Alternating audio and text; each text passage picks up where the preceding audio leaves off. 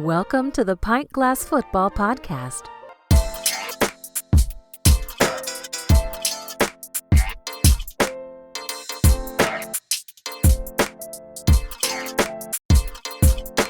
This is Pint Glass Football, drink beer, talk NFL and college football.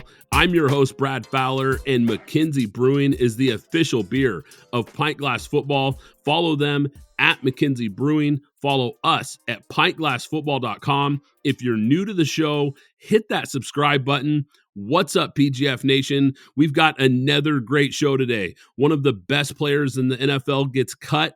A former player takes shots at his former quarterback. Joel Klatt had some shocking remarks about college football realignment, OTA, offseason storylines. We've got teams that we think could go from worst to first in their division, plus draft grades for the NFC North. But joining me to break it all down, my co-host, Alex Higdon. Alex, what is going on?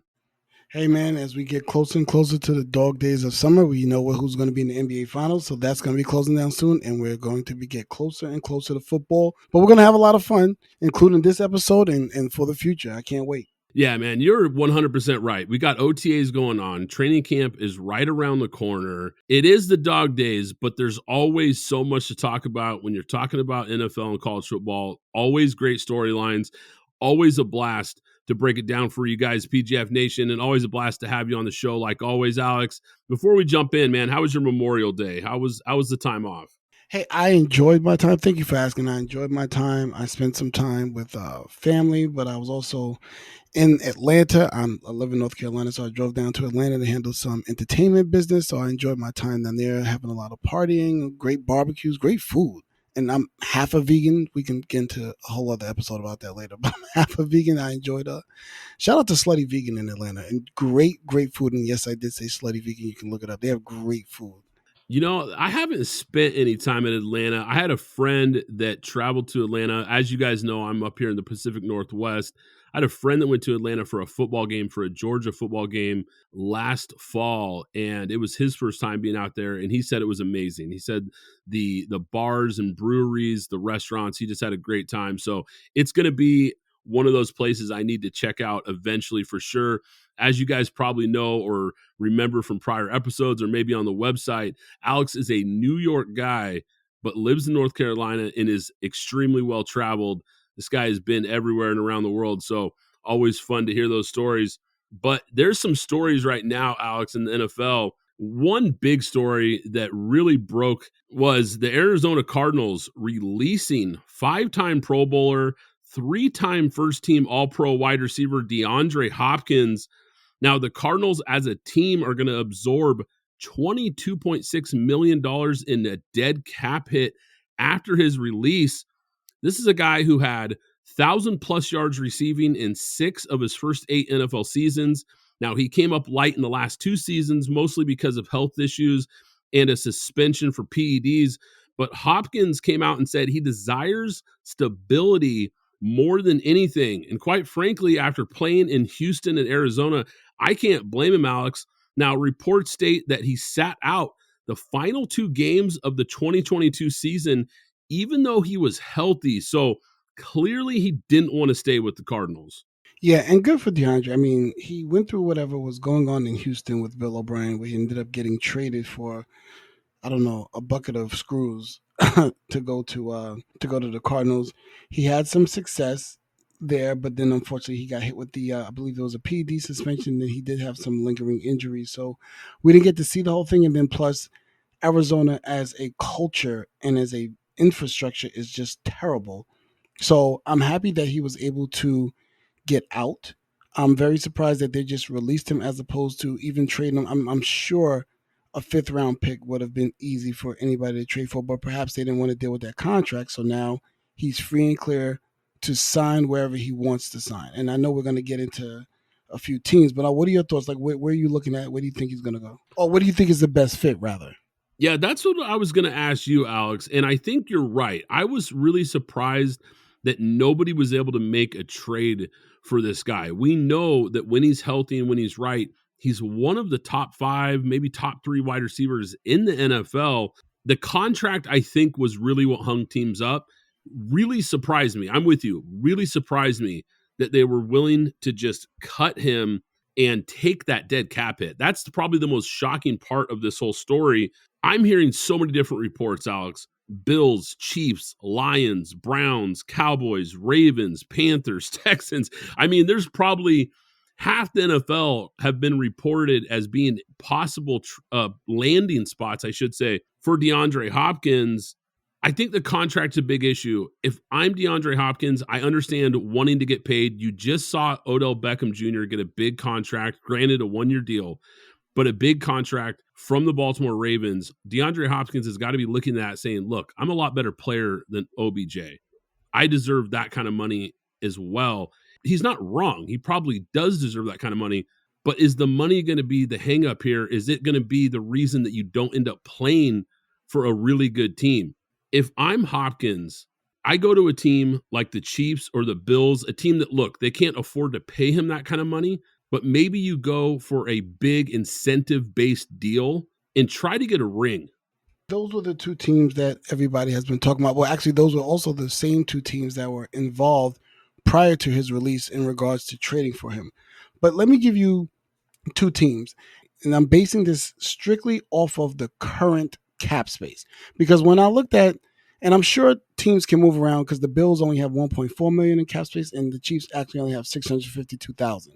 So I said, let me look in just, and of course, money can always be moved and restructured, but I said, let me look at this and take a look and see, given the current cap space, where I would go. And the number one team I came up with was the Jaguars. They have 11 million in cap space. You have an ascending quarterback. You're getting Calvin Ridley. You re-signed Evan Ingram. You have Zay Jones. You have Christian Kirk Christian Kirk can slide into the slot. Zay Jones is shouldn't technically be a starter, but he was just forced into that role. But he's a good third or fourth on the depth chart and a great locker room guy. And he's got his money, so he's not going to complain. But can you imagine being able to line up and give Trevor Lawrence, Travis Etienne, Christian Kirk, Calvin Ridley, DeAndre Hopkins, and Evan Ingram? The other interesting team that I'll mention, the Cowboys, who now, after they cut Zeke, they have $11 million under the cap. Now, if he wants to go play there, that gives you Dak, along with CeeDee Lamb, along with DeAndre Hopkins, along with Brandon Cooks, along with Michael Gallup.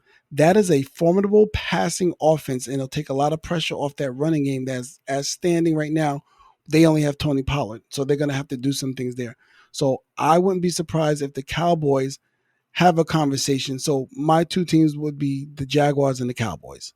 Man, those are really interesting. The Jaguars pick, I think, makes a ton of sense because you're going to a team that's on the rise, a team that we know made the playoffs last year, won a playoff game, is moving in the right direction now with Doug Peterson. You've got a really good young quarterback who's coming into his own.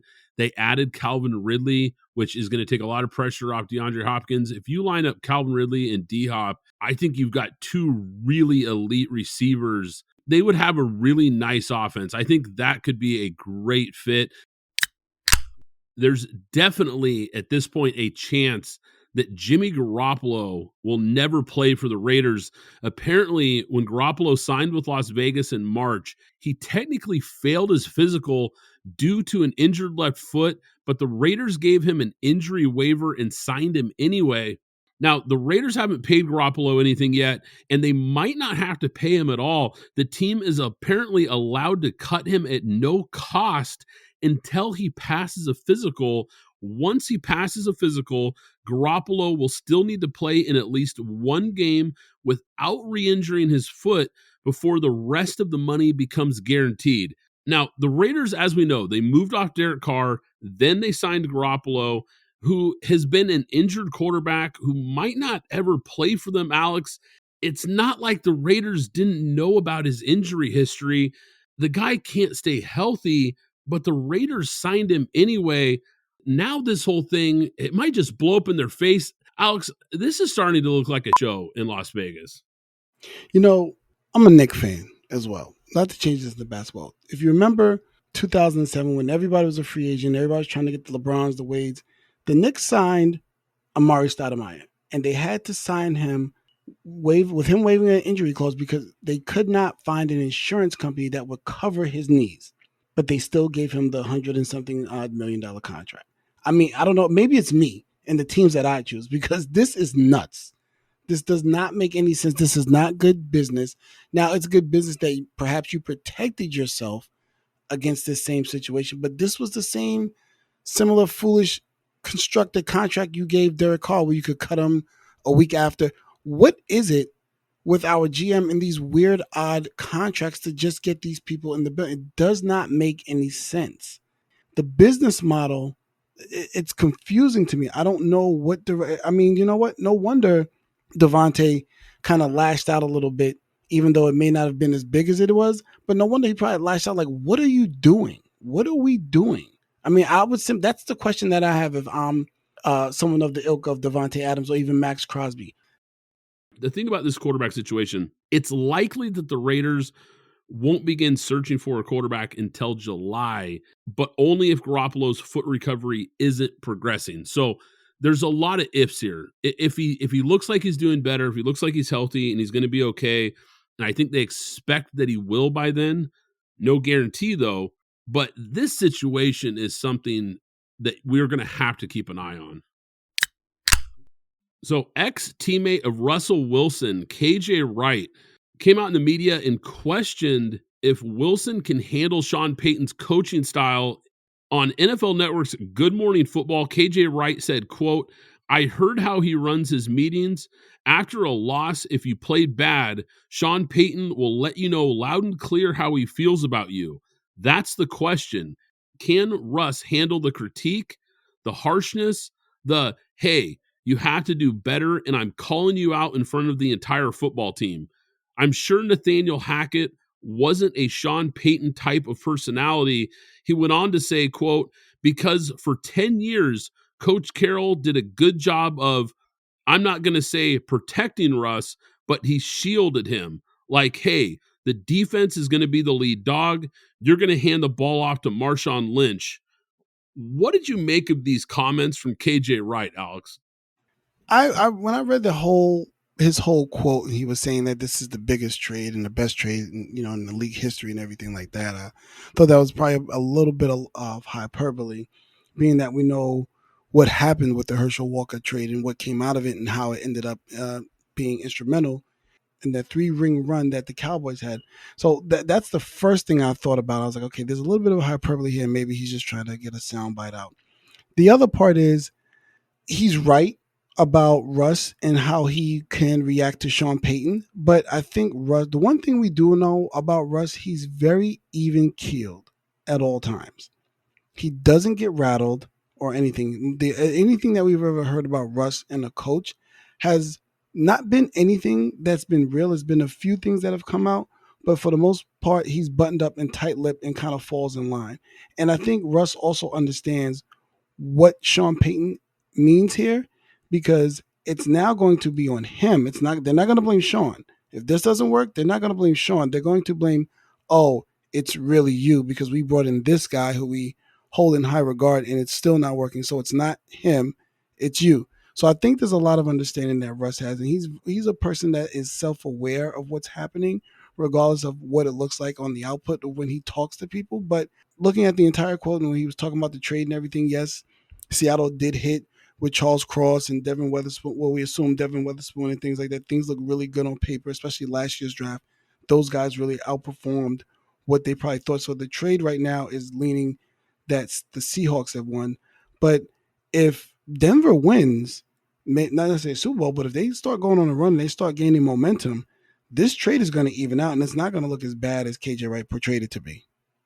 Yeah, the comments are interesting because I think it kind of goes back to a narrative that we've seen in the news and a lot of different reports about how many of his former teammates just didn't respect this guy. And that was part of the storyline in Denver last year, was how he doesn't connect with his teammates. They don't have his back. He's not a locker room leader, all this stuff about him and just not meshing. But what you hit on there with the coaching, I think, is key, because when you've got a rookie head coach in Nathaniel Hackett, who clearly was in over his head, I think that much is clear.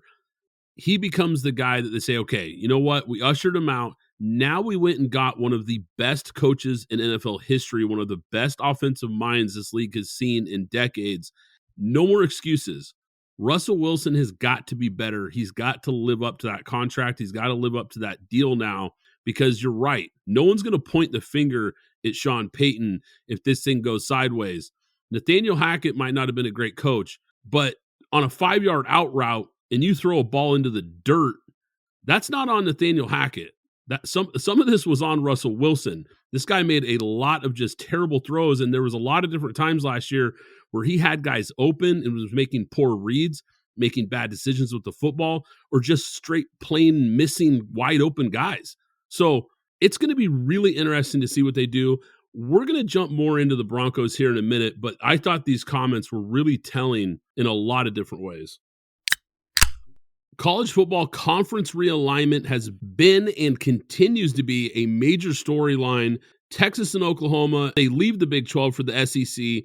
Then UCLA and USC leave the Pac-12 for the Big 10. It's left everyone speculating what's the next domino to fall.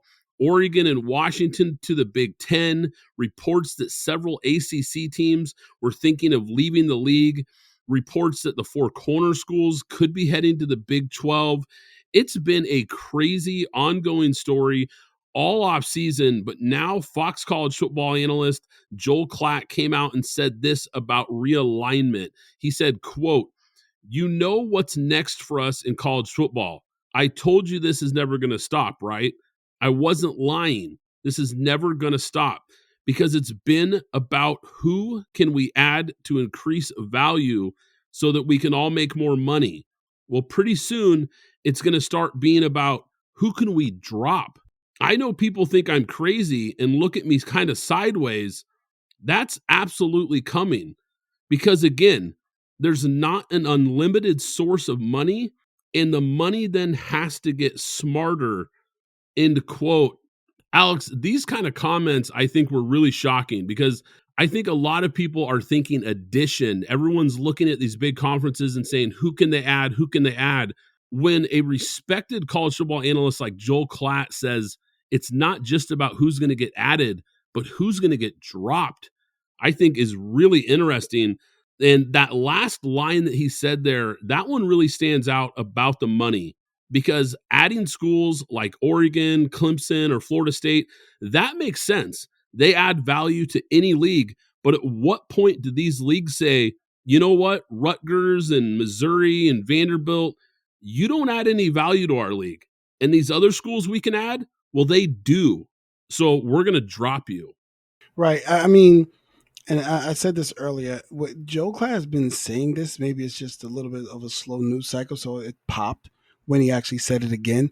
But he's been saying this for a while, and he's been warning us that, hey, there's going to be a big shakeup in the next 2 to 3 years across all of college football. You're going just literally going to see realignment across all the Power 5 schools, specifically the Power 5 schools. And it's all about money. Who can I add? Who can I bring in? Who can I put here? Who can I put there to maximize the dollars?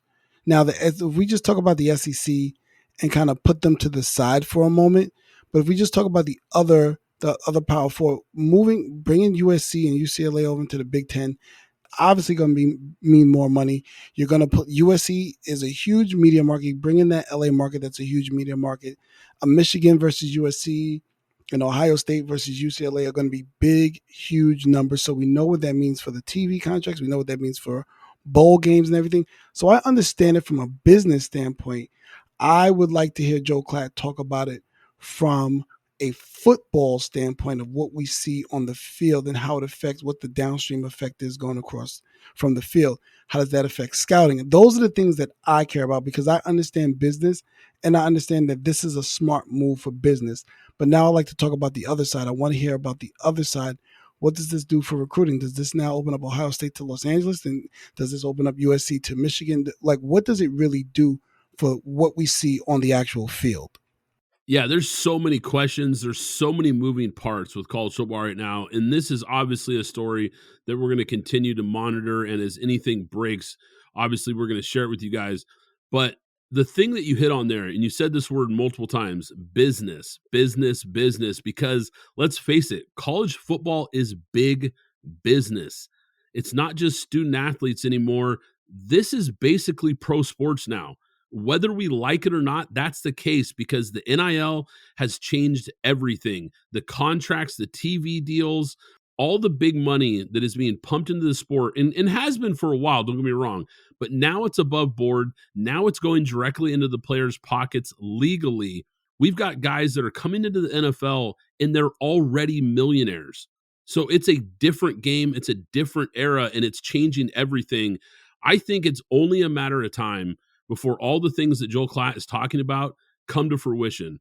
I think the Big Ten and the SEC are in an arms race. And I think it's only a matter of time before they gobble up the rest of these big brands from the Pac-12 to the ACC.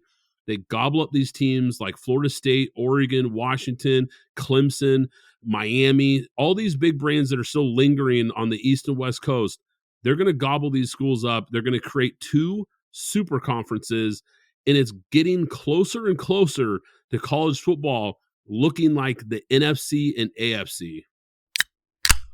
I think one of the most intriguing storylines this offseason is Sean Payton, the new head coach of the Denver Broncos, and what it means for this team. As we know, they came up really light of the big expectations they had last year. Now, this is a guy who's always run a West Coast offense with an emphasis on running backs in the screen game. But Alex, I think that we're going to see a shift in the way that Sean Payton designs this offense and the way that he calls plays. I don't think this offense is going to look like what we saw in New Orleans because I think it's going to shift more to a power run first offense. And here's why. They've added former San Francisco right tackle Mike McGlinchey and former Baltimore guard Ben Powers. These are guys who are known as some of the best run blockers in the league. Big physical guys that you can use in a power run scheme. Now, Sean Payton and Russell Wilson, I think on paper, this is a pairing that we'd expect to be successful, but Wilson, as we know, is coming off his worst season in the NFL by far. So how much of it was coaching? How much of it was Russ just playing past his prime? We talked about this a minute ago. How much of this was Nathaniel Hackett? How much of it was Russell Wilson? We're going to find out, and this is a storyline that I'm so fascinated with. This is a team that I'm going to be really paying attention to, especially early in the year. I think Sean Payton is going to try to recreate what Russ had in his early part of his career in Seattle, a strong run game, a great defense for him to lean on so that he doesn't have to be the star.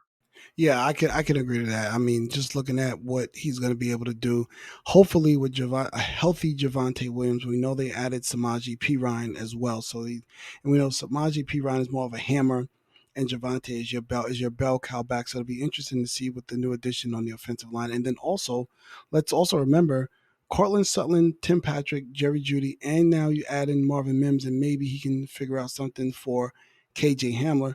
That's probably the most talented wide receiver group that he's ever had as a head coach as well. So it'll be interesting to see what he can design up with that. But I guess my biggest one that I'm following right now that I'm looking at happens to be Deshaun Watson in the Cleveland Browns. I'm interested to see because I think this coach can possibly be on the hot seat, number one. Number two, this team spent a lot of money over the past 3 years, even though they did have Baker, but loading up on that defensive backfield, loading up at linebacker, loading up on that offensive line.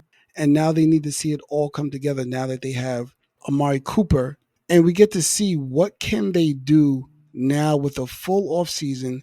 Deshaun Watson, for him, maybe feeling that he's moved past the indiscretions that happened all for the past 2 years and now being able just to get solely back to football. So that's probably the biggest one that I'm following this offseason. Yeah, no doubt about it, Alex. Deshaun Watson and the Browns, this is a really interesting storyline. Now, despite Kevin Stefanski's reputation as an offensive mind before joining the Browns, he really hasn't been able to showcase it in Cleveland, whether it was working with Baker Mayfield or Deshaun Watson. Stefanski's offensive schemes have really failed to capitalize the abilities of these guys, especially the quarterbacks. Even with the addition of wide receiver Elijah Moore, who's a solid, but I wouldn't say exceptional player, the Browns offense mostly is going to be the same from last year. And as we know, Watson struggled with this offense. So I don't think there's that much reason for me to think that he's going to perform that much better. Now, I know he was coming off of a huge break, and maybe there was just a lot of rust there, but this guy was bad. I mean, there's no way around it. That stretch towards the end of the year, he was one of the worst starters in the league. And this is a team, like you mentioned, after moving multiple draft picks and signing him to that $230 million deal, the pressure is going to get cranked up a notch in Cleveland this year, because this fan base is going to turn on this team if they underperform again. Alex, another storyline that I am fascinated with is Bill O'Brien and Mac Jones in the New England Patriots. Now, Bill O'Brien comes over to New England, or I should say comes back to New England, and he's going to look to revive the quarterback position after what was a promising rookie year for Mac Jones. Last year, the drop-off was somewhat shocking for Mac Jones in the passing game. And I say somewhat shocking because I think most of us really didn't expect to hear Joe Judge and Matt Patricia were going to be taking over the offense last year. It was a train wreck. Now, even Bailey Zappi had a brief stint as a starter last year. The Pats absolutely had to make a change, and they did so, bringing back offense coordinator Bill O'Brien, a guy with a proven track record, a good OC, a good play caller.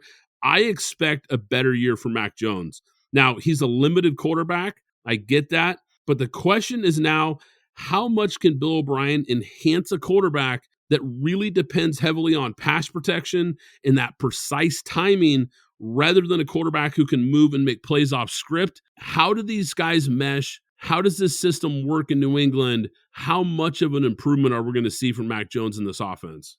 Well, the first thing I think we're going to see improvement on is just the simple play calling, number one. And I think Mac Jones, and I believe we had this conversation before, Brad, his nickname at Alabama was McEnroe, because when that nickname was given to him by Nick Saban, simply because he wanted to know what he was doing and why he was doing it. And if you didn't give him that information, there became a little bit of a back and forth that was going on, because he wants to understand every single part of what he's doing holistically, so he knows this is what I'm doing, this is why I'm doing it, and this is what I'm going to do if I don't see that it works. He wanted to understand every single step of the play call so that he understand why it was being done. If he had a different idea, he can have that conversation and that back and forth with an offensive coordinator, which he did at Alabama. However, when you had what we had last year with the Patriots, he wasn't able to have that. He was having that with McDaniels, which is why you saw him take a step or two and look good under Josh McDaniels' offense, but he did not have that same communication with this current regime. So I think we're going to get back to seeing Mac Jones, and I don't think he has a very high ceiling. I mean, me personally, I'm looking at him as ceiling anywhere between Alex Smith and Andy Dalton. Put whichever one you want higher over the other. So I think he has a very low ceiling. However, he still wants to succeed in this league. So I think what we're going to see is we're going to see him more calm, making more deliberate throws, looking like the quarterback we expected to hit his ceiling a lot quicker than everybody else, simply because it's a little bit lower, and he was the most ready coming out of college. I think the Patriots offense is going to be better next year. I really expect them to take a big jump. Now, I don't expect them to instantly become the Kansas City Chiefs or anything like that, but I do think this is going to be an offense that's going to be able to move the ball, put up more points, and with that defense in the running game, I think this is a team that might be sneaky competitive in that AFC East.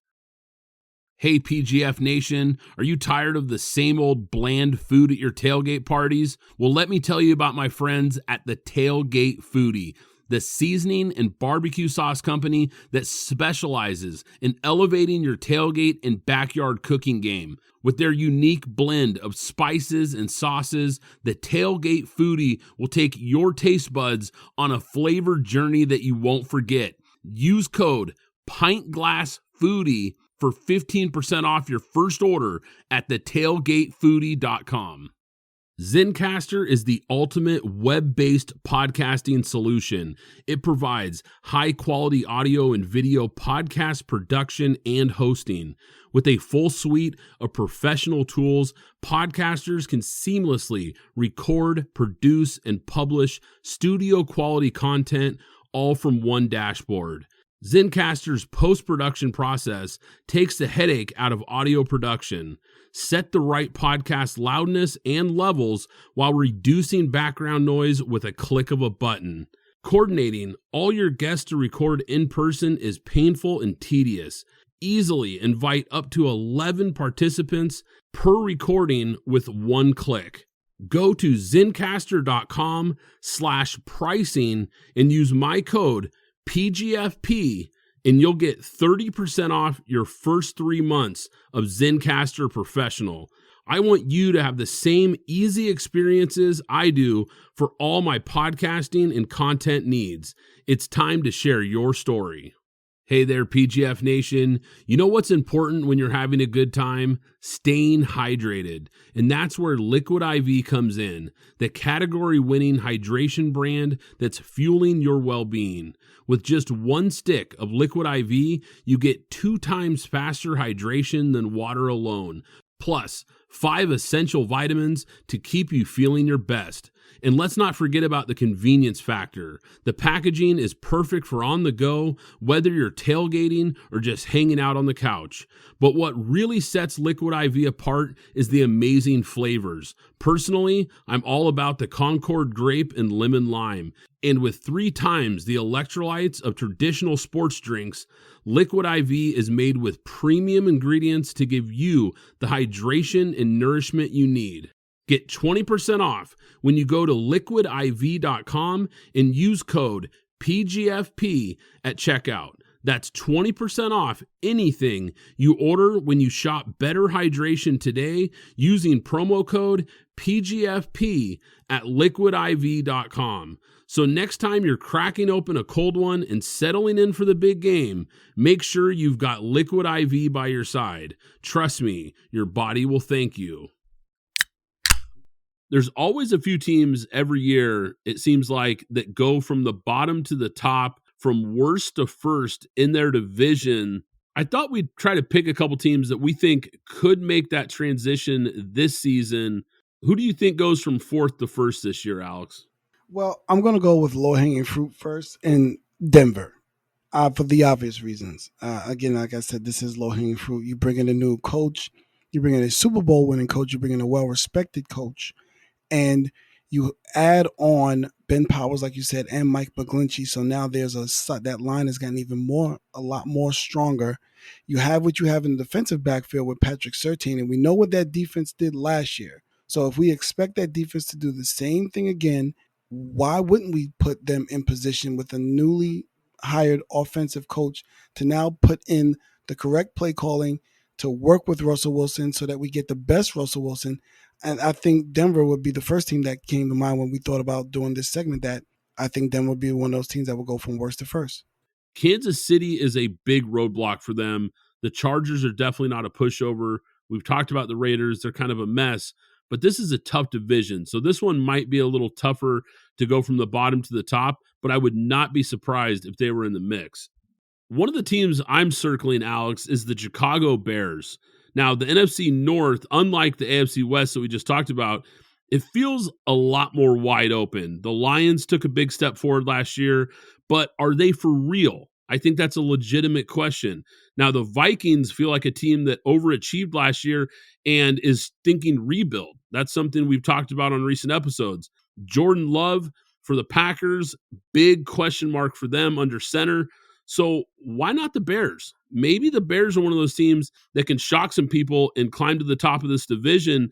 You've got Justin Fields, an electric young dual threat quarterback coming into year 3. Can he take another step forward?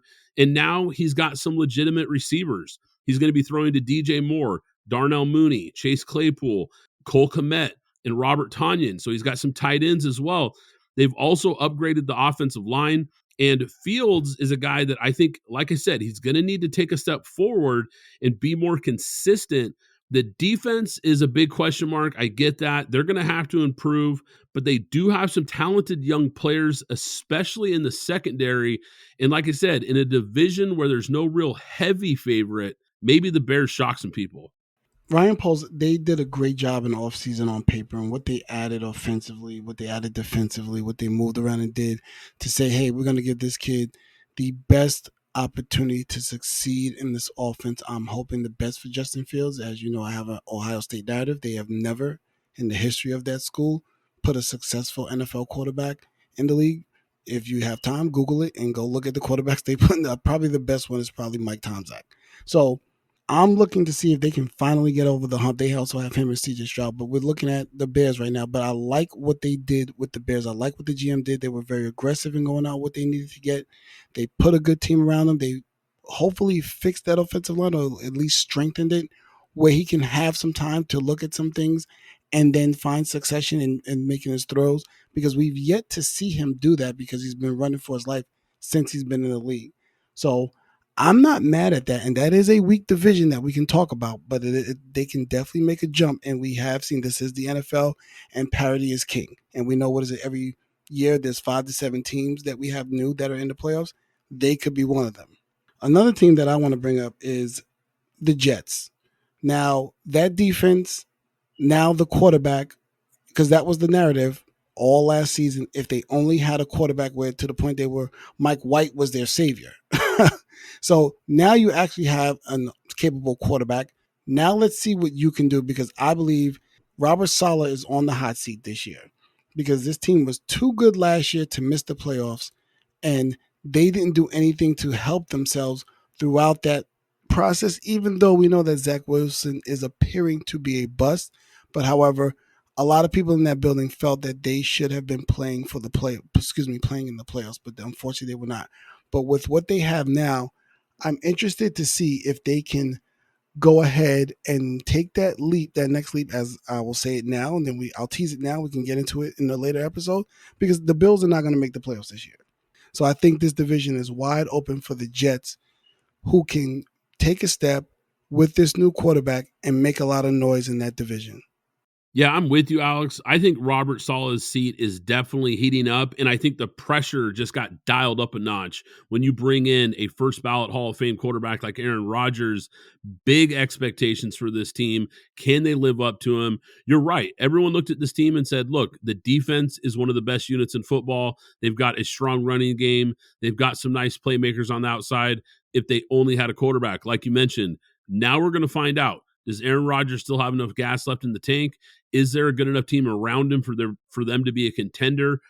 Now, a team that I think a lot of people might not be thinking about is the Atlanta Falcons.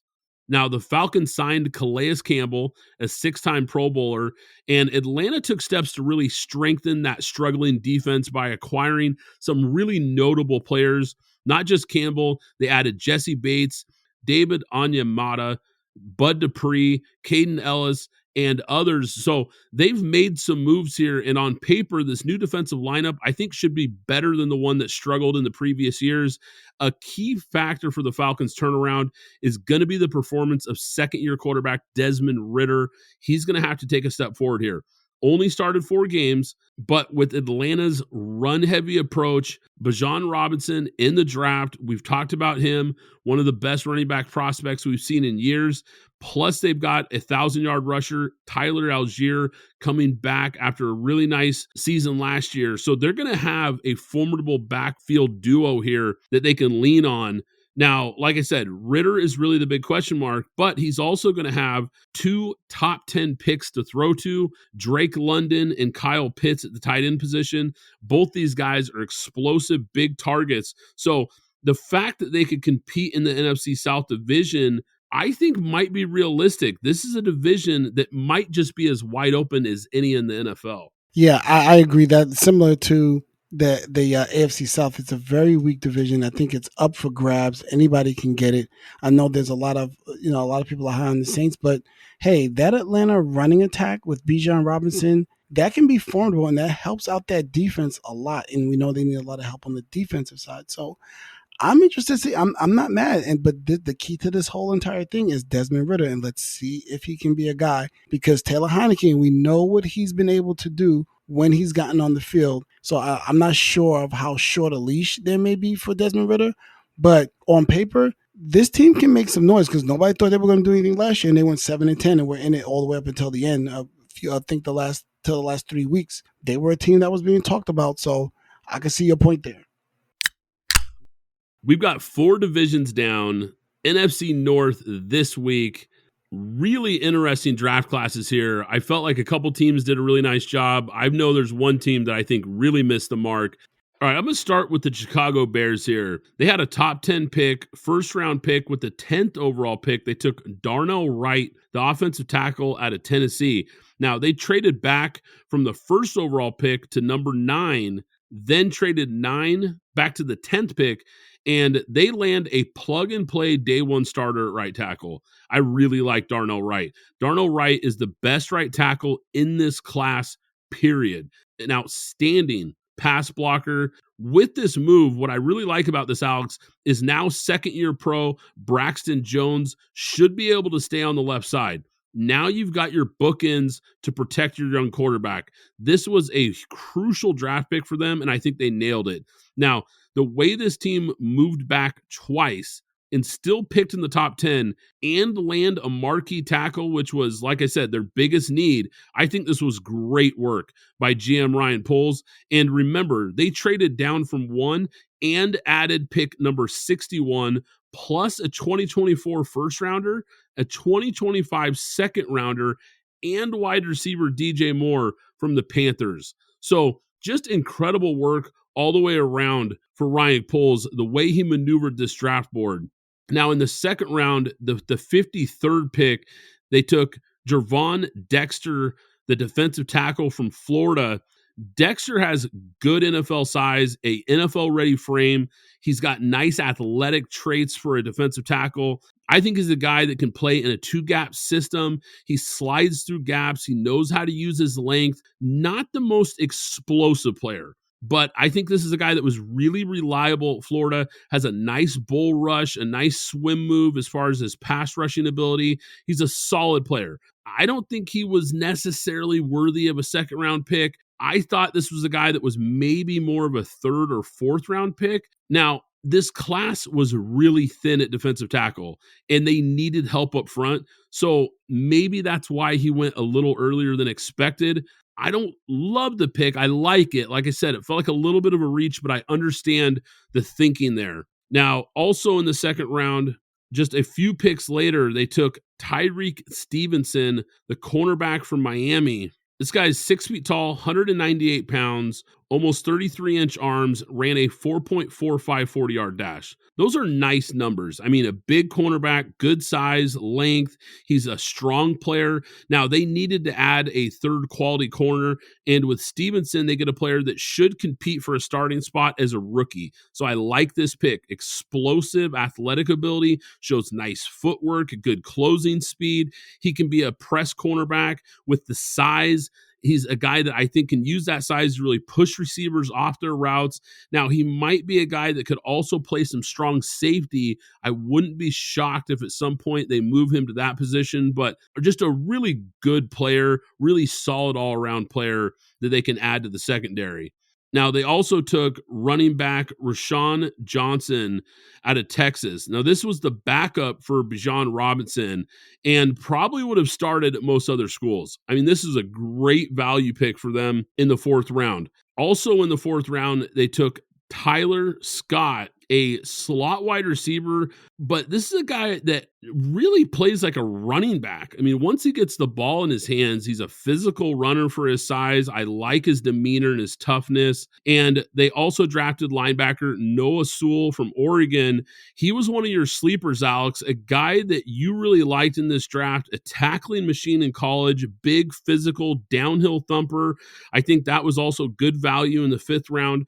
When you factor in the moves that they made to acquire more picks, getting some guys at key positions that they needed for this team that really has a lot of holes. So I like that strategy of just getting a lot of picks and getting guys who can help this roster right away. They acquired 10 picks total in this draft. I like what Ryan Poles did. I like what he's building with the Bears. I'm going to give him an A, Alex. Wow. Okay. An A. All right. You know what? I really do like what Ryan Poles has been doing this year. I mean, I think we mentioned it just a moment ago on what he's been able to do and how he's been able to look in building this team and craft it around what he's doing with Justin Fields and kind of rebuilding this defense. I'm spot on with you with Darnell Wright. We talked about it a moment ago, how if they finally can fix this offensive line and give this kid some time and Justin Fields, we can actually perhaps start to see some of the things that we saw at Ohio State and why he was drafted where he was drafted. Now, Javon Dexter, here's the thing with Javon Dexter, and this is probably a common thing with a lot of players. Players that can really be good, but they lack the motor. And as you know, I'm very high on people. I will take a guy with a higher motor with less skill as opposed to a guy with more skill and a low motor, simply because this is a game you have to be motivated to play at all times. You can't dog it. So I like Javon Dexter. I think he can be, I don't want to say a top tier guy, but I think he can be a solid contributing starter. I just need him to get his motor going sooner. Tyreek Stevenson, I was a little bit wary here at 25. I'm sorry, in the second round at 25. I was kind of looking around to see who might have been a good pick if there was anybody else there that they might have been able to go on. And I saw and I looked and I said, okay, well, there's Osiris Torrance and there's also DJ Turner. Well, we knew cornerback was deep here, but I also, again, still looking at that offensive line. I wanted them to maybe perhaps go deeper into that offensive line, but I would assume that they think they're at a good space right now. Zach Pickens, I like that pick. I kind of have him and Javonte close to each other, but not right next to each other. But I do have them closer to. So to your point earlier, I wouldn't have thought that Javon would have been in the second round. I thought he would have been in probably more of a third or fourth rounder. But they did go back and pick up another defensive tackle who I think is actually, from my perspective, will end up starting over him. Rashawn Johnson, we know they let David Montgomery go. I do like this running back. I think he's going to be able to get on the field right away and actually make some positive plays. So I'd like that pick a lot. And then you have Tyler Scott, Terrell Smith, Travis Bell, Kendall Williamson. I think a couple of guys are basically going to be special team star. But yes, Noel Sewell. I like Noel Sewell. I think he's going to be able to get on the field, perhaps in nickel situations, depending on how they run their defense, because of his speed. I think he's going to be able to get on the field a lot sooner than a lot of people think, because as these tight ends are being split out wide, he can cover tight ends. Watch out for him. I know they did move on from Roquan Smith. I'm not saying he's Roquan Smith, but this is another guy that I think you got to steal within great value in the fifth round that can grow into being a starter if he's coached up properly. But I'll say this: I'll probably go on the B plus end, not an A, but I can see where you went in terms of the A. It's just that I didn't really like the Javon Dexter pick so high. I thought they could have gone in a different direction, like I said. But overall, I think Ryan Poles, from an offseason standpoint, overall gets an A. This is just the draft we're talking about, but everything else he's done, he's just been really spot on. You know what, Alex? So I think part of that is baked into my grade here, because part of what I loved about this draft class for them was I thought they hit on a lot of key players at key positions, but just the way he maneuvered the board and acquired so many picks.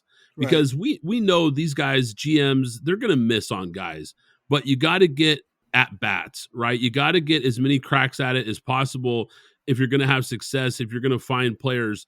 And with a team and a roster like this that has a lot of holes, I liked his approach, moving back and acquiring a ton of picks just to try to fill some of these holes, finding guys, like you said, that can be contributors. Maybe not all these guys are stars, but I think a lot of these guys will be contributors, whether it's starting or even on the special teams level. I think that was part of the reason I like what he did. Okay, the Minnesota Vikings. Now, the Minnesota Vikings, they only had 6 picks in this entire draft. They didn't have a second round pick, but with their first round pick, they selected Jordan Addison. I like the player. I like adding him to what they have with Justin Jefferson. They did lose Adam Thielen, but I do like that they added a wide receiver. However, I just thought that defense was in such disarray and they needed so many defensive hits, specifically at cornerback. I just thought that perhaps they should have gone in a different direction. And, with Deontay Banks, Mozzie Smith, Miles Murphy still on the board, I thought they could have gone in a different direction. But I do understand, adding this type of receiver along with Justin Jefferson, along with TJ Hawkinson, making your offense more formidable. Perhaps there's some thought about what happens when we let go of Dalvin Cook, which is still being bantied about. We're still waiting to see. June 1st is around the corner. So we're going to get another round of cuts coming. So we'll see those that weren't designated for June 1st, but there could be some that are actually happening on June 1st. And perhaps Dalvin Cook is one of them. So perhaps they thought they should go in this direction. So I did, but I wasn't happy about that pick. Mekhi Blackman, I will give this kid a lot of credit. Being that he was at Colorado for 4 years and then taking a chance and going to USC, he probably increased his draft stock tenfold for at least a third round pick, where he was probably coming out of, had he stayed at Colorado, we're probably looking at a sixth or seventh or an undrafted free agent. So going to USC, I give this kid a lot of credit for improving his draft stock, and then especially what he did at the combine and on the pro day got him into the third round. So I respect that pick, and I respect that player that put in the work and bet on himself. So I like that pick. As I was mentioning before, I thought they should have gone defense, but this is a position of need that they really needed, and I'm not mad at Mekhi Blackman. Jay Ward out of LSU in the fourth round with the 32nd pick. I have a lot of questions about Jay Ward because he initially started as a safety, and then last season, he played in the nickel. But he's a box safety, and I don't know what that looks like in the league. And looking at their current depth chart, they have him listed as a nickelback, so that I assume that's what they have wanting to have him play. I don't see it. I'm just not sure where he fits in on the NFL level when he's really truly a box safety. And a part of his issue is he cheats a lot by looking into the backfield. As a nickelback, you're not going to have that sideline to help protect you. So if you're not paying attention, these guys, the Hunter Renfros, the Jerry Judys, they're going to be 5 yards away from you before you realize that they've gone left, right, or even gone up the seam if you're not paying attention. So I wasn't too keen on this pick, even though I know they perhaps may have been looking for a Harrison Smith replacement, as Harrison Smith is I think he's going to be 35 this year. So I wasn't sure about that pick. They did go back to back with LSU with Jacqueline Roy. Again, another player that I'm not sure about, but a play that you can coach up. And then there are other two picks, Jaron Hall out of BYU QB and Dwayne McBride. Actually, I like Dwayne McBride. He could be I don't want to say he's a sleeper pick, but I think you're going to see a lot from him this season, especially on third down. I think you're going to see a few things that he's capable of doing if they know how to get him on the field and utilize his speed and agility. So I'm not too mad at that. But overall, I gave them a C plus because I do like Jordan Addison, and I do feel that they got something special. I don't want to say special, but I think they got a solid player in Mekhi Blackman.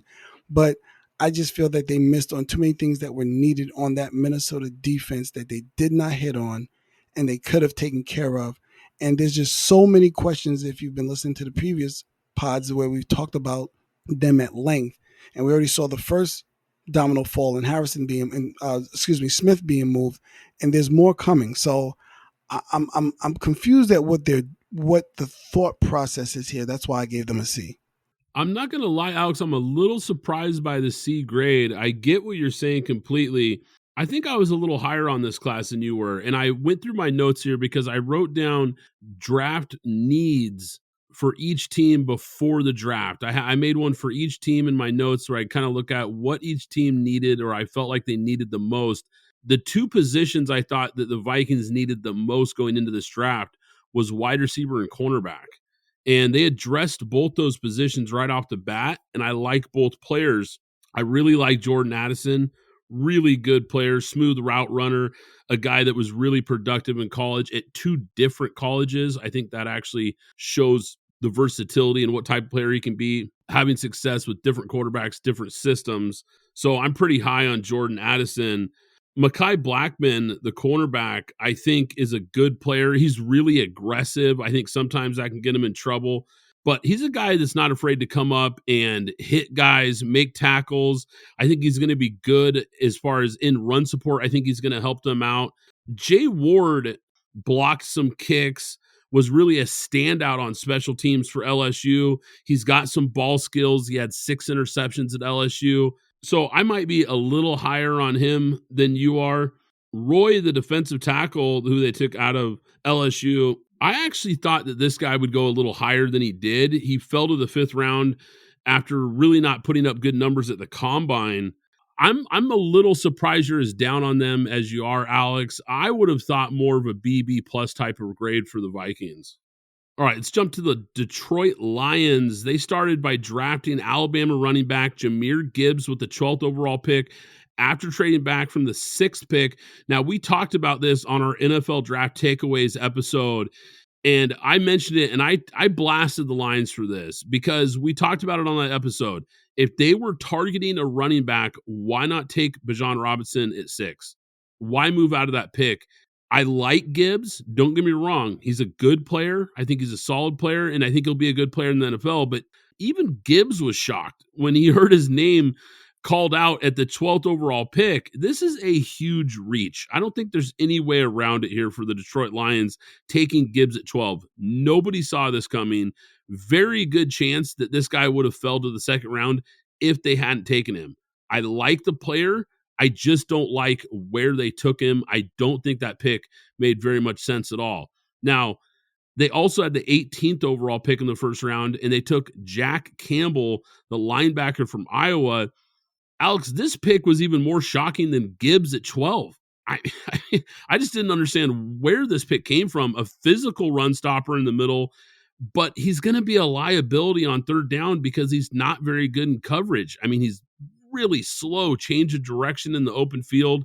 Now, he's got good vision. He's got good field awareness, but he just isn't good enough as far as an all-around linebacker to be taken this high in the draft. He's a hard worker. He's dependable. And there's a lot of things you read about him. He's a locker room guy. I get all that, but he has real limitations in his game. And if this was the 1993 NFL draft, not the 2023 NFL draft, I'd love this pick at 18. But linebackers who only defend the run just aren't that valuable in today's NFL. I didn't think he was even a top 50 player, Alex. I thought you could make a strong case that he was probably the 3rd or 4th best inside linebacker in this entire class. How in the world a guy like that goes in the top 20 is crazy to me. There were way better players available. I thought an edge defender at that spot made a lot more sense here for Detroit. So just really baffled by what they did in the 1st round. Now, rounds 2 and 3, I felt like they recovered a little bit. They took tight end Sam Laporta from Iowa. He was on my list of my favorite sleepers when we did that episode before the draft. He's an athletic pass-catching tight end. He's versatile. He can flex out or he can play inline. He's a solid blocker. He gives really good effort. He needs to improve his blocking. That is part of his game that I think he needs to work on. But I love the effort and the toughness that he shows. He's a guy that's really tough to tackle once he gets moving with the ball, knows how to use his size and speed to create space. I had him as a sleeper because, well, quite frankly, I didn't think he would go this high. I had a 3rd, maybe 4th round grade on this guy. So maybe a reach even for a player that I like here, Alex. After that, they took Brian Branch with their other 2nd round pick 45. Now, he's my top ranked safety in this class, and I think he was for a lot of people, but this was a really weak safety class. So I think that has to be pointed out here. Now, although he's not the most athletic defensive back, he's an intelligent player who took on a lot of different roles in Alabama's defense. Branch can cover, and he's not afraid to get downhill and make tackles. Really strong player for his size. He shows the ability to identify the run, has a quick reaction. He should start day 1 for the Lions. So I think that's a really great value pick at 45. Now, they took Hendon Hooker in the 3rd round. Many people thought that he could go in the 1st round. We weren't the only media outlet that thought it was a real possibility, Alex. There was a lot of people from all over the media that thought this guy had a legit chance to go somewhere in the 1st round. I think the big red flags for Hendon Hooker were his age at 25 years old and the recent ACL tear. I think knowing that this was a guy that was going to have a year to recover, I think teams just wouldn't be wanting to get a guy who wouldn't be ready to start at least until age 26 at that point, which obviously isn't ideal for NFL teams wanting a young quarterback to build around. So I think those two things really played against him here. Now, we also only saw him have really high-level success at Tennessee, which if you watch what Tennessee does and what this offense does, it's a very quarterback-friendly college-style offense. They set up a lot of easy reads. So I think a lot of GMs and scouts looked at that and said, okay, he's going to have to learn an NFL system. It might be a bigger learning curve than people realized early in the process. Now, he's got an NFL arm and he's got athletic ability. He can be a threat with his legs. He's poised. I love watching his tape because he stares down the barrel, even with pressure in his face, and lets it rip. He has the talent to become a starter in this league. I don't think there's any doubt about that. But I also understand why he might have slid to the third round. But in the third round for the Lions, this is great value because you're getting a guy that I think has a lot of potential to maybe take over for Goff at some point. Now, defensive end was a big need for the Lions. Like I just mentioned, when I was writing down needs for each team going into the draft, I circled defensive end, and the Lions didn't even address it at all in this entire draft. That didn't make sense. Gibbs and Jack Campbell in the first round didn't make sense. They had 2 firsts, 2 seconds, and 2 thirds. Alex, they had a chance to really load up on young talent, and for the most part, they reached for guys. They missed on key positions of need. If not for that day 2 where they ended up getting some players that I liked, Branch, Laporta, and Hooker, I think those were, nice, solid picks for this team. If it wasn't for that day 2, Alex, I'd probably be giving this team an F. But because of that, I'm going to upgrade it to a D. But I was really unimpressed with what the Lions did.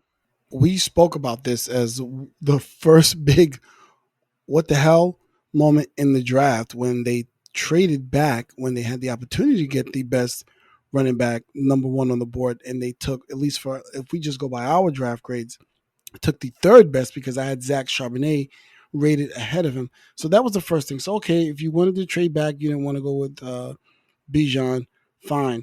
But to your point, to pass on Jalen Carter, Christian Gonzalez, and Lucas, to pass on those 3 guys when you needed that, I mean, to pair along with Aiden Hutchinson, you had an opportunity to get one of these premier defensive backs that says, okay, well, we perhaps missed on Jeff Okudah, or rather he came on too late because of injury and so on and so forth, and you traded him.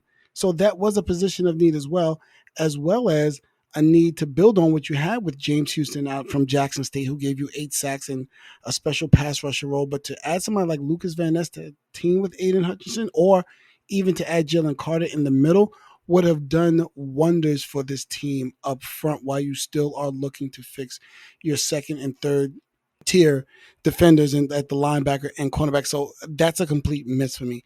I feel the same thing about Jack Campbell. I'm confused. I'm so sorry. I'm confused. GMs make picks like this when I feel like they feel like they outsmarted themselves. This is another one I don't understand. I don't like the pick, but let's see who else was there. When you're coming into the season, if I'm not mistaken, their wide receiver is suspended for the first 6 and or 8 games. Why not add to the offense with that second pick as well? Or since you went running back with that first pick, why not go and get a defender? I mean, we can talk about Khalid Kancey, we can talk about Deontay Banks, whatever you want to talk about. I mean, there were so many players there that you could have gotten so much more value. So, I mean, the whiff that you had on these first 2 picks is Raider-like. Sorry, Raider fans, but it's true. it was Raider-like. So I'm confused on how you miss with 2 high draft picks and miss on both. I'm confused. Sam Laporta, to your point, I do like the player. I just don't like the player at where they picked him, especially with Mayer still still available. And you know how we both feel about Mayer. We feel that he was the best all-around tight end in the game. Brian Branch. Now, this is something I do like with Brian Branch. And I know that he's gotten the comp, and it's probably because they both went to Alabama. He's gotten the Minka tag. And he's gotten the Minka tag. When I look at the tape, he is not the athlete or player that Minka is, but he is the leader, and he has the intelligence and the awareness of Minka. So I think I do like the pick. They had to address the defensive backfield in some way, shape, or form, and they addressed it here. Hendon Hooker, I think I beat Hendon Hooker to death in terms of what I feel about this player. He was 3rd on my big board for quarterbacks, ahead of Will Levis, ahead of Anthony Richardson. I do understand the age, but I'm not looking at age. I'm looking at performance and what I think he projects to in the league. And I'll say this again, this is not the NBA, this is the NFL, where you don't need to have this young guy. We got to get him while they're young. No, it's okay to bring in a guy that put in the work, that season, that you can have on stash in a sense, because you're still going to have to figure out what you want to do with Jared Goff if you're going to want to extend him in another year or so. And now is able to move forward with a quote unquote possible quarterback in waiting in Hendon Hooker. So I love that pick across the board.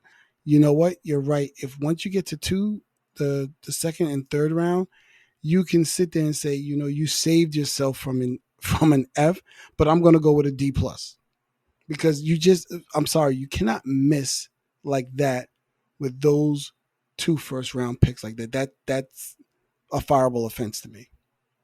The Green Bay Packers, with their first pick, they drafted one of my favorite players in this draft, Lucas Van Ness.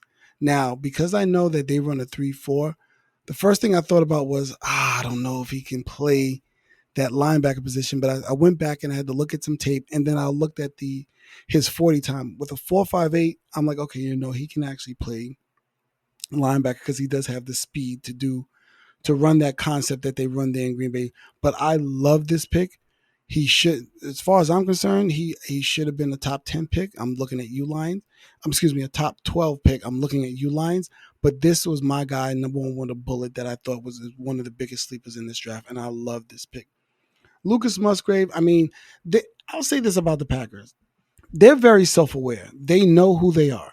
Lucas Musgrave, the nephew of Bill Musgrave, for those who are aware of the offensive coordinator, Bill Musgrave, this guy is another quintessential Packer pick.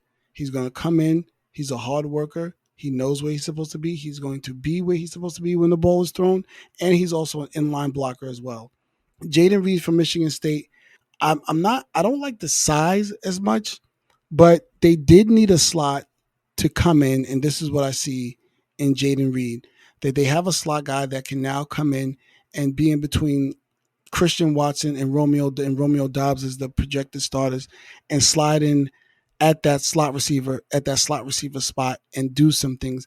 He's decent. He can definitely beat coverage in terms of where he'll be playing in the slot, not necessarily on the outside, but if you have him in the slot, he's going to be able to use his quick feet to get some separation. He just needs to make sure that he's holding onto the ball, that he catches the ball and is not running before he catches the ball. So I like that pick for them. And coming from Michigan State, he's going to fit right in. Here's another guy that I still know nothing about. I'm sorry. Tucker Kraft from South Dakota State. I'm a little bit confused here. I thought it was high, especially when I get these players that I can't find a lot of tape on. He's from South Dakota State, and in the third round, I'm like, wow, that I kind of clenched a little bit, and I said, well, and what I do is I always go back and I say, well, who else was available at that point in time? And then I see Josh Downs, I see Dayan Hanley, inside linebacker, who I love as well. So I'm just a little bit. I'm tightening up a little bit when I see them make that pick that high, especially if it's a player that I can't find. But you know what? This is probably another typical Green Bay player that they drafted, same as what they did in the fourth round with Colby Wooden, another typical Green Bay player that's going to fit right in and be able to play behind all the players, Kenny Clark and those on that line that can rotate in and tell. Because one thing that we know about Green Bay, they have to draft well. It's not they have to draft well, because they do not attract free agents or big time free agents. So they have to make sure when they draft people, and they are drafting people that fit exactly what they do. And Colby Wooden is one of those players as well. Sean Clifford, a quarterback, I think that was just in the fifth round. I just think that they're just doing what Green Bay has always done. They always draft late round quarterbacks. So this is just typical simply of what they do. Most of everybody else that I looked at, to me, came off more as a special teams player. So all in all, I gave the Packers an A, because I love I gave them a B plus because I love what they did in the first round. I do like what they did in the second round. As they say, a young quarterback's best friend is a tight end. They did double up on them. I don't know enough about Tucker Kraft, so I'm not going to penalize them for that. I do like Jaden Reed in the slot, and I like Colby Wooden. I think those are quintessential, typical Green Bay Packer picks. I really like what Green Bay did, Alex. I'm with you. Lucas Van Ness, pick 13, just a great player, a guy that we talked about when we were analyzing his game. We haven't seen his best football yet, and that's scary because the guy really flashed big-time talent at Iowa. I think once we see the player that he can become, it might not even be year one. It might be year 2, year 3. I think he's going to develop into a really, really good player. Luke Musgrave, the tight end, a guy I'm familiar with, played at Oregon State. Obviously, I live out here in the Pacific Northwest. I saw him play more than a handful of times. I think he's going to be a really good flex tight end, a guy that didn't get utilized much at Oregon State because of the offense they run. It's more of a power run game. They don't throw the ball a lot. So he didn't really put up the big time stats or the things that you're looking for. But tight end is a unique position where we've seen historically guys who have success at the next level is usually more based on traits than production. And because a lot of college offenses don't utilize their tight ends, we see these guys that are big, athletic, and move well, have good hands. Maybe they didn't put up the big numbers, but then they become stars at the next level. I think Luke Musgrave kind of fits into that mold of a guy who could be a lot better pro than he was college player. I really like Jaden Reed, the wide receiver out of Michigan State. This was a guy that I almost put on my sleeper list because I really like his game. He's a Swiss Army knife, do-it-all type of wide receiver. I mean, just a guy that you can use in so many different ways. He's also going to add value as a kickoff and punt returner. I love guys who add value as special teams players. Tucker Kraft, I'm with you, a guy that hard to find tape on. Most of my analysis on him is going to be based off of things that I'm reading, unfortunately. But from what I've read about this kid is that he's just a big, tough kid and a good blocker, a good all-around tight end. I think I see what they're doing here. I think Tucker Kraft is going to be more of their inline blocking tight end who maybe moves the chains from time to time. And I think Musgrave is going to be more of their flex tight end, who's going to be more of their seam buster and a guy who's going to be more of a downfield threat for them.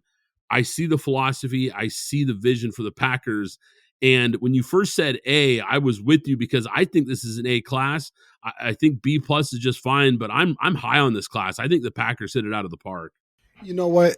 With what you just said about Tucker Kraft, I could probably move it to an A because I completely forgot they let Mercedes Lewis go, and that was their inline blocker. And if that's the role that he's going to fill, that makes perfect sense. You know what? I can't give them an A based on that because I was looking at that. I was like, I don't kind of know enough about him. And I was like, well, they have Mercedes Lewis there, but I just realized actually he is no longer there. So that draft pick actually makes a lot of sense. I'm just not sure it's that high. That's the thing that probably makes me clench my fist a little bit. Like, I don't know that high. That's kind of high. Like I said, hard to find tape on him, but from what I read, it looks like it could be a really good fit. Guys, before we get out of here, though, I mentioned it last episode. I want to mention it again before we leave. If you guys want to stay up to date with everything Pint Glass Football, pintglassfootball.com is obviously a home base for us. Go there and check out our new free newsletter because we're going to be delivering exclusive content that you can only get at the newsletter directly to your inbox. So be sure to go to pintglassfootball.com, sign up for the newsletter. Not only will you never miss an episode, but you'll get exclusive content and some really cool stuff that we're doing over there. So sign up today. But like I said, guys, that's going to do it for today's episode. We hope you enjoyed it, PGF Nation. Before I go, I want to give a shout out to our friends at the Tailgate Foodie for sponsoring today's episode. Check them out at thetailgatefoodie.com. I'm Brad Fowler. He's Alex Higdon. This is Pint Glass Football, and we'll catch you next time. Thanks for listening to the Pint Glass Football Podcast. Be sure to subscribe and follow us on Twitter at PGF Podcast.